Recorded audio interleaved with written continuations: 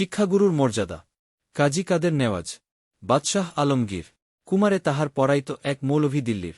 একদা প্রভাতে গিয়া দেখেন বাদশাহ শাহজাদা এক পাত্র হস্তে নিয়া ঢালিতেছে বাড়ি গুরুর চরণে। পুলকিত হৃদে আন্তনয়নে শিক্ষক শুধু নিজ হাত দিয়া নিজেরই পায়ের ধুলি ধুয়ে মুছে সব করিছেন সাফ সঞ্চারী অঙ্গুলি। শিক্ষক মৌলভী ভাবিলেন আজি নিস্তার নাহি, যায় বুঝি তার ছবি। দিল্লিপতির পুত্রের করে লিয়াছে পানি চরণের পরে। স্পর্ধার কাজ হেন অপরাধ কে করেছে কোন কালে। ভাবিতে ভাবিতে চিন্তার রেখা দেখা দিল তার ভালে।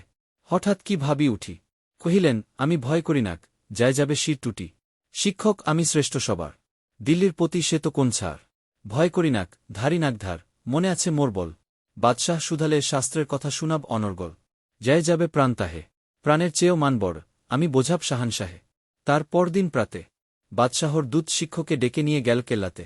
খাস কামরাতে জবে শিক্ষকে ডাকি বাদশা কহেন, শুনুন জনাব তবে। পুত্র আমার আপনার কাছে সৌজন্য কি কিছু শিখিয়াছে? বরং শিখেছে বেয়াদবি আর গুরুজনে অবহেলা। নহিলে সেদিন দেখিলাম যাহা সজং সকালবেলা। শিক্ষক কন, জাহপানা, আমি বুঝিতে পারিনি হায়। কি কথা বলিতে আজিকে আমায় ডেকেছেন নিরালায়ে? বাদশাহ কহেন, সেদিন প্রভাতে দেখিলাম আমি দাঁড়ায়ে তোফাতে। নিজ হাতে জবে চরণ আপনি করেন প্রক্ষালন। পুত্র আমার জল ঢালি শুধু ভিজাইছে ও চরণ। নিজ হাতখানি আপনার পায়ে বুলাইয়া শয়তনে ধুয়ে দিল না কেন সে চরণ। সরি ব্যথা পাই মনে।